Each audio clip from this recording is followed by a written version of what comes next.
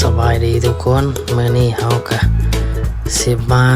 ย่างตลาดเรียบด่วนเนาะเมียเพิ่นอยากกินอาหารทะเลเพิ่นว่าอยู่พี่อาหารทะเลมันหลายเพิ่นว่าเฮาก็พากันย่างรอบตลาดเนาะเลาะเบิ่งแต่ละโซนว่ามีอีหยังกินแน่ก่อนอื่นเฮาสิไปกินข้าวเฮาก็ต้องมานี่ก่อนนี่มาชมบ้านตุ๊กตานี่แหละจักเขาเอิ้นบ้านอะไรหยังดอกคอยกับบ่จักเนาะมาอันนี้เฮาก็มาชมบ้านแล้วก็สิ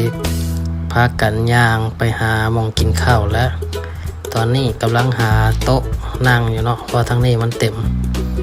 แล้วเฮาก็สิพากันย่างไปอีกโซนหนึ่งเนาะตอนนี้กำลังเบิ่งทิวทัศน์อยู่ว่าสิไปทางใดดีตอนนี้ก็พากันมากินข้าวนี่พากันมากินข้าวหิวข้าวแห้งอาหารแซ่บๆตามนั้นนะครับทุกคนมีแต่อาหารแซ่บๆทั้งนั้น